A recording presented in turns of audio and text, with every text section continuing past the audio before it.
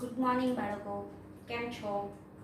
ગયા લેક્ચરની અંદર આપણે vitamin A, vitamin B, vitamin C અને વિટામિન ડી ની ઉણપને કારણે કયા કયા રોગો સર્જાય અને એના ચિહ્નો કયા છે, એના લક્ષણો કયા છે તેના વિશે આપણે શીખી લીધું છે.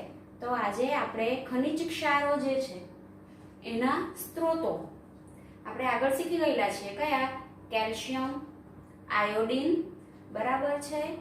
તો આ જે છે એના વિશે, એની ઉણપથી થતા જે રોગો છે તે અને એના ચિહ્નો કયા કયા છે તેના વિશે આજે આપણે શીખવાના છીએ. બરાબર, તો આપણે શરૂઆત કરીએ. તો પહેલું આવશે કેલ્શિયમ.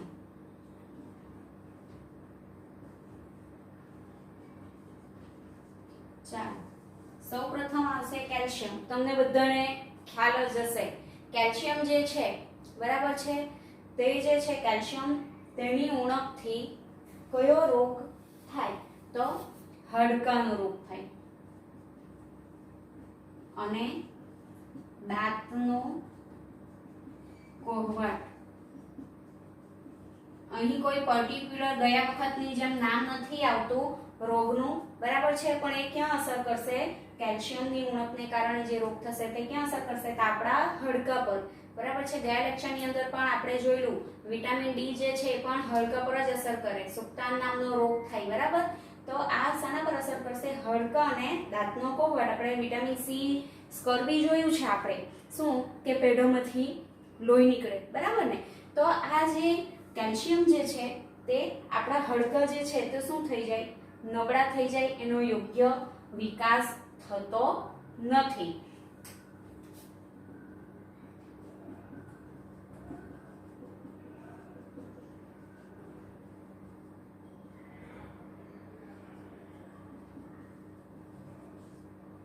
બરાબર છે, હાડકા જે છે તેનો યોગ્ય વિકાસ નથી થતો અને દાંતનો કોહવાટમાં શું થશે? તો કે ભાઈ દાંત જે છે તે શું થાય? સડી જાય, બરાબર. દાંતનો સડો થવો.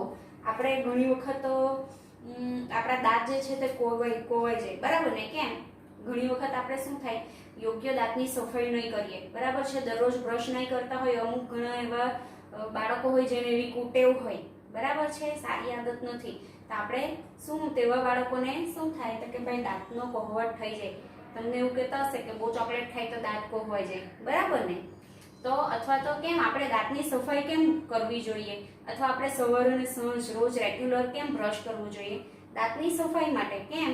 તો કે આપણે ખોરાક ખાઈએ, બરાબર છે, ત્યારબાદ આપણા દાંતની અંદર થોડા એવા નાના નાના જે કણો રહી ગયેલા ખોરાકના, બરાબર છે, તે દૂર નથી થતા, બરાબર, ચોંટી જાય અને લાંબા ગાળે શું થાય? એનો સડો થાય, બરાબર. એટલે આપણે દાંતની નિયમિત સફાઈ કરવી જોઈએ, બરાબર છે. રોજ રેગ્યુલર આપણે બ્રશ કરવું જોઈએ, નહીં તો આપણને સેન્સિટિવિટીનો અનુભવ થાય કે બહુ તીખું કે બહુ ગરમ કે એવું હોય તો દાંતમાં લાગી જાય ને, આપણને ગળ્યું ખાઈએ તો, બરાબર છે. તો એનાથી આપણે બચી શકીએ. ક્યારે બચી શકીએ? જ્યારે આપણે કેલ્શિયમ વાળો ખોરાક લઈએ ત્યારે. કેલ્શિયમના સ્ત્રોતો કયા હતા? ઈંડા અને દૂધ, આપણે જોઈ ગયા છે આગળ, બરાબર છે. એટલે આપણે રેગ્યુલર જે નોન વેજીટેરિયન લોકો છે, બરાબર, એ લોકો તો ઈંડા અને દૂધ બંને ખાતા હશે, પણ જે પ્યોર વેજીટેરિયન છે એ લોકોએ શું ખાવું જોઈએ? શું પીવું જોઈએ? દરરોજ આહારની અંદર દૂધ લેવું જોઈએ, બરાબર. તો આપણે કેલ્શિયમની ઉણપથી શું થાય? તો કે ભાઈ હાડકા અને દાંતનો કોહવાટ થાય, બરાબર છે, સડી જાય હાડકા પણ. અને હાડકામાં શું થાય? તો કે ભાઈ યોગ્ય વિકાસ હાડકાનો થતો નથી, બરાબર છે. અને દાંતનો શું થઈ જાય? સડો થાય. હાડકાનો યોગ્ય વિકાસ નહીં થાય એટલે શું થાય? માણસની હાઈટ જે છે તે કેવી થઈ જાય? નાની થઈ જાય કે નહીં? આપણે નાના હોઈએ ત્યારે આપણી હાઈટ હોય તો જેમ જેમ આપણે મોટા થઈએ, જેમ જેમ આપણી વૃદ્ધિઓનો વિકાસ થાય, તેમ આપણા શરીરની અંદર જે અવયવો છે, અંગો જે છે, તેનો પણ વિકાસ તો થાય જ ને, બરાબર છે. એટલે કેલ્શિયમ જે છે તેની ઉણપથી હાડકા અને દાંતનો કોહવાટ થાય છે. ત્યારબાદ બીજું જે આપણે ખનિજ ક્ષારનો સ્ત્રોત જે કહેવાય તે જોવાના છીએ એ છે આયોડીન. આયોડીનની ઉણપથી કયો રોગ થાય? ગોઈટર. અથવા તો એને ગલગંડ પણ કહેવાય. આયોડિનના સ્ત્રોતોની આપણે વાત કરીએ તો સૌપ્રથમ તો શું આવે? મીઠું આવે, બરાબર છે. પછી યકૃત આવે, કરચલો આવે, બરાબર છે. દૂધ તો બધામાં આવે જ, બરાબર. તો આ જે છે આયોડિનની ઉણપથી ગોઈટર અથવા તો ગલગંડ નામનો રોગ થાય છે, બરાબર. તો એમાં શું થાય તો કે આપણી જે ગળામાં આવેલી થાઇરોઇડ ગ્રંથિ જે છે ને, બરાબર, તે શું થાય? ફૂલી જાય. એટલે આપણી ગરદન જે છે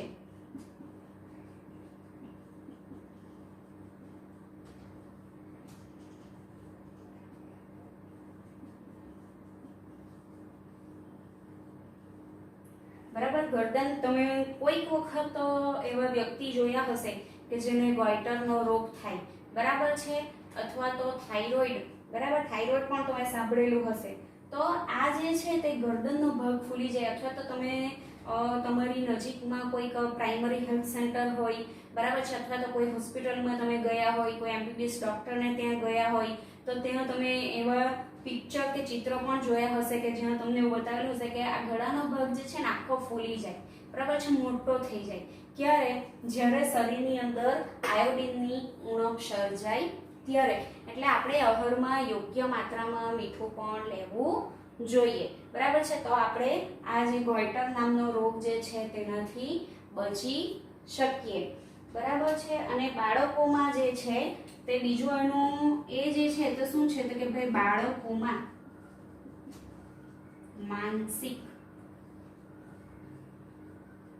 મંદતા આવી જાય.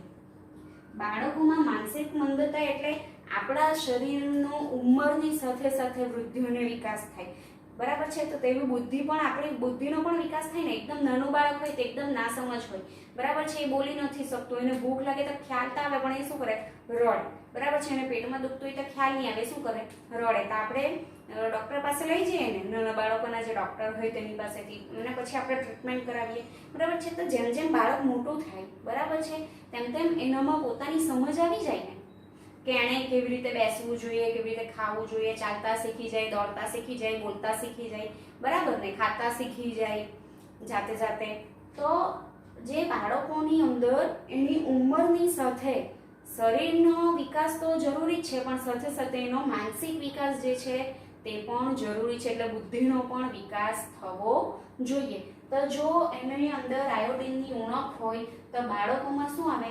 માનસિક મંદતા આવી જાય. એની ઉંમરની સાથે એની બુદ્ધિનો વિકાસ થતો નથી. આથી આપણે આયોડિન યુક્ત ખોરાક લેવો જોઈએ. ત્યારબાદ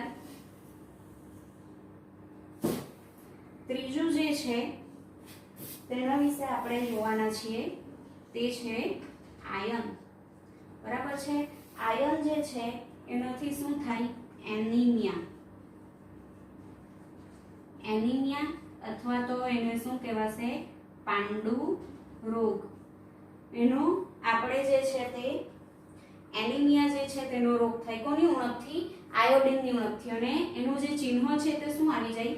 નબળાઈ આવે, બરાબર છે. શા માટે? કે આખું શરીર જે છે, બરાબર, તેમાં અશક્તિ લાગી રહે. આપણે બીમાર થઈ ગયેલા હોય તો આપણામાં એટલી બધી તાકાત નહીં હોય કે આપણે ચાલી શકીએ, રેગ્યુલર જે કામ કરતા હોય તે કરી શકીએ, બરાબર.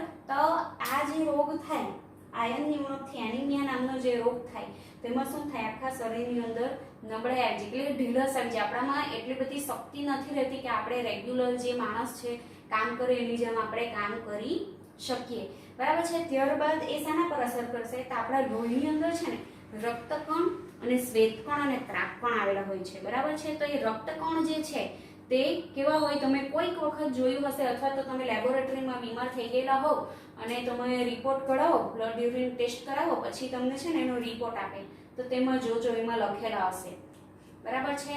તો એ રેડ બ્લડ સેલ જે છે, રક્તકણ જે છે, બરાબર, એ શામાં આવેલા હોય? લોહીમાં આવેલા હોય. તો હવે એ રક્તકણ જે છે એનો રંગ કેવો હોય? લાલ હોય. શાના કારણે? તો લોહીમાં રહેલા હિમોગ્લોબિનને કારણે. કોઈ વખત તમને એવું કે હિમોગ્લોબિન ઓછું છે, બરાબર છે. તો એ રિપોર્ટ ટેસ્ટ કરાવો ત્યારે તમને બધી માહિતી જે છે તે અંદરથી મળે. તો આ રક્તકણ જે છે એનો રંગ કેવો હોય? લાલ હોય. અને એ કેવા હોય? આવી રીતે ગોળાકાર, બરાબર છે. કંઈક આવો એનો આકાર હોય, તો આ જે છે ગોળાકાર હોય ને રક્તકણ, બરાબર છે, તો એનિમિયાનો જો રોગ થયેલો હોય, પાંડુ રોગ એટલે કે, તો શું થાય, એનો આકાર જે છે તે બદલાઈ જાય, ગોળાકાર રહેતો નથી. કઈ રક્તકણ જે છે તે તૂટવા માંડે અથવા તો એનો આકાર વાંકો ચૂકો થઈ જાય. એટલે કે આને આપણે થેલેસેમિયા પણ તમે સાંભળ્યું હશે. થેલેસેમિયાનો જે રોગ થાય તેની અંદર પણ આવું થાય. એટલે સીધી અસર કોના પર કરશે, તો કે ભાઈ આપણા શરીરની અંદર નબળાઈ આવી જાય અને આ રક્તકણ જે છે તેનો આકાર પણ બદલાઈ જાય, બરાબર. તો આયર્ન જે છે તેની ઉણપથી એનિમિયા નામનો રોગ થાય. એટલે ખનિજ ક્ષાર જે છે તેના સ્ત્રોતોની આપણે જો વાત કરીએ, બરાબર, તો કેલ્શિયમ, આયોડિન અને આયર્ન, બરાબર. તો કેલ્શિયમની ઉણપથી હાડકાને દાંત કોહવાઈ જાય, એટલે આપણે દૂધ જે છે તે બરાબર લેવું જોઈએ. કેળામાંથી પણ મળે કેલ્શિયમ, બરાબર છે, ઈંડામાંથી પણ મળે. નોન વેજીટેરિયન લોકો છે તે દૂધ અને કેળાનો પણ વધારે આપણા ખોરાકની અંદર ઉપયોગ કરવો જોઈએ, બરાબર. શાના માટે, તો આપણા હાડકા જે છે તેના યોગ્ય વૃદ્ધિ અને વિકાસ માટે. આયોડિન તો આપણને ખબર જ છે, મુખ્ય એનો સ્ત્રોત મીઠું છે, બરાબર, જે દરિયામાંથી મળે. આપણે પહેલા ચેપ્ટરની અંદર એના સ્ત્રોતોના ઘટકો વિશે પણ આપણે શીખી ગયા છીએ, બરાબર. તો ભયટ્ર નામનો રોગ થાય, બરાબર, જે ગરદનનો જે ભાગ છે તે આખો ફૂલી જાય અને બાળકોની અંદર માનસિક મંદતા આવી જાય. એનું શરીરની ઉંમરની સાથે એનો શરીરનો વિકાસ તો થાય પણ મગજનો એટલે કે માનસિક વિકાસ થતો નથી અથવા તો એકદમ ધીમો પડી જાય, બરાબર છે. એને નોર્મલ જે બાળકોનો ગ્રોથ રેટ હોય, બરાબર, એટલે કે જેટલું ત્વરિત સમજી શકે ઉંમર પ્રમાણે જેટલી એનામાં સમજ આવી જવી જોઈએ તે આવતી નથી, એકદમ ધીમે ધીમે આવે. અને ત્યારબાદ આયર્ન, એનિમિયાથી નબળાઈ, આખા શરીરની અંદર કે કામ કરવાની તાકાત રહેતી નથી. એકદમ આપણું શરીર જાણે અશક્ત થઈ ગયેલું હોય, આપણા શરીરની અંદર એનર્જી ઘટી ગયેલી હોય, બરાબર છે, તેવું આપણને થાય. તો વિદ્યાર્થી મિત્રો, આ જે છે વિટામિન અને ખનિજ ક્ષારોની ઉણપના કારણે કયા કયા રોગો જે છે તે થાય અને એના ચિહ્નો જે છે તેની આપણે અહીં વાત કરી લીધી છે. તો આ સાથે આપણો અહીં બીજું ચેપ્ટર જે છે આહારના ઘટકો તે અહીં પૂર્ણ થાય છે. આખા ચેપ્ટરની અંદર તમને જો કોઈ વસ્તુનો ખ્યાલ ન આવ્યો હોય તો તમે તમારી નોટબુકમાં નોંધી લેજો. આગળ પણ મેં તમને કીધેલું છે કે જે કંઈ પણ ટોપિક જે છે એના વિશે તમને નહીં સમજ પડી હોય તે ટોપિક જે છે તે તમારે તમારી નોટબુકમાં લખી લેવાનો. આપણે જ્યારે ફરી પાછા સ્કૂલમાં મળીશું ત્યારે હું તમને એક ટોપિક જે છે તે ક્લિયર કરાવી દઈશ, એટલે કે હું ફરી પાછી એને સમજાવી દઈશ, બરાબર છે. આ સાથે જ હું તમને પીડીએફ ફાઇલ મોકલીશ હોમવર્કની અને CWની, તો તમારી નોટની અંદર લખી લેજો. ફરી પાછા આપણે મળીશું, ત્યાં સુધી આવજો. Thank you.